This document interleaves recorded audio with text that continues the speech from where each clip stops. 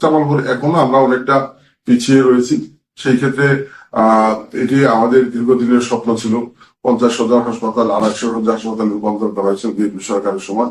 এটি পরবর্তী সময় মেডিকেল কলেজ করার আমাদের আগ্রহ ছিল, কিন্তু আসলে গত 17 বছর ফ্যাসিস্টের কারণে আমরা জনপ্রতিনিধি হইতে পারি না, বিএনপি ক্ষমতায় আসতে পারি না।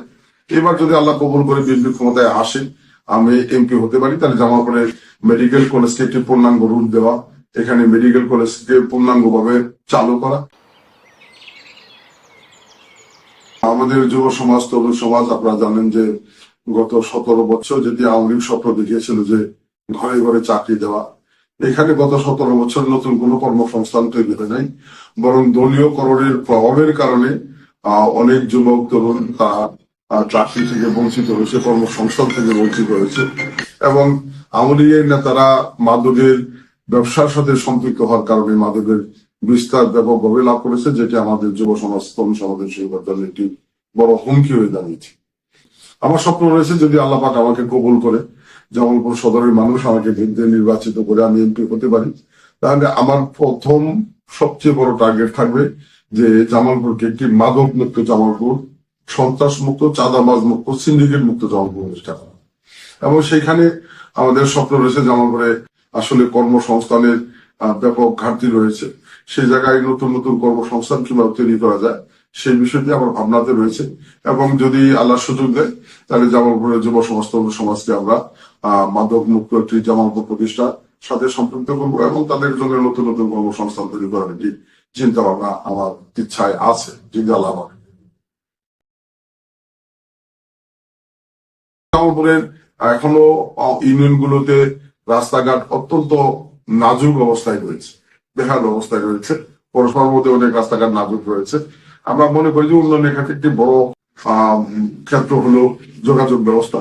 এই যোগাযোগ ব্যবস্থার উন্নয়নে আমার চেষ্টা অব্যাহত থাকবে, সর্বোচ্চ ভূমিকা রাখার চেষ্টা করব। আর একটি বিশেষ পরিকল্পনা এখানে বলতে হয় যে এখানে জামালপুর সদরে আমাদের 2টি ইউনিয়ন আছে, যেটি নদীর অপর প্রান্তে, যে এখনো যোগাযোগ ব্যবস্থা সহ সার্বিক বিষয়ে এখনো অনেকটা অনগ্রসর।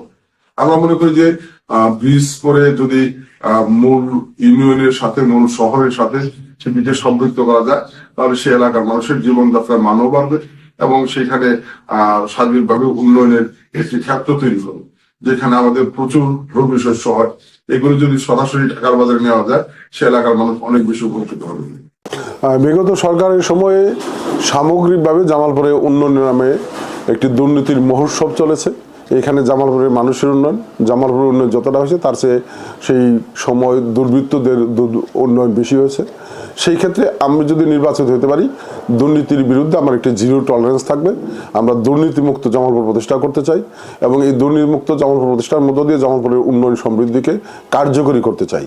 সর্বোপরি জামালপুরকে একটি সুন্দর স্বপ্নের দুর্নীতিমুক্ত, মাদক মুক্ত, দুঃশাসন মুক্ত, চাঁদাবাজ মুক্ত একটি শান্তিপূর্ণ জামালপুর প্রতিষ্ঠা করতে চাই।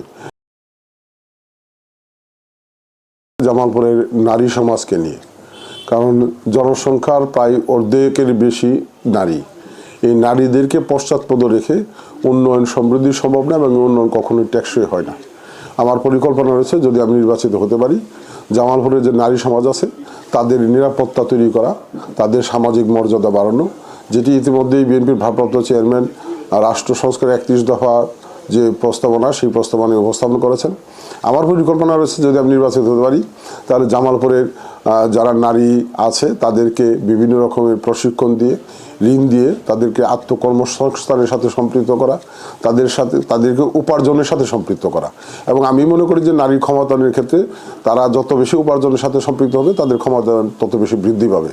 এবং এই ক্ষেত্রে আমার তাদের নিরাপত্তার বিষয়ে আমার একটি সুনির্দিষ্ট পদক্ষেপ থাকবে, যে নারীরা যাতে নিরাপদ থাকে এবং তাদের সামাজিক মর্যাদা বৃদ্ধি পায়, সেটি আমাদের একটি পদক্ষেপ থাকবে।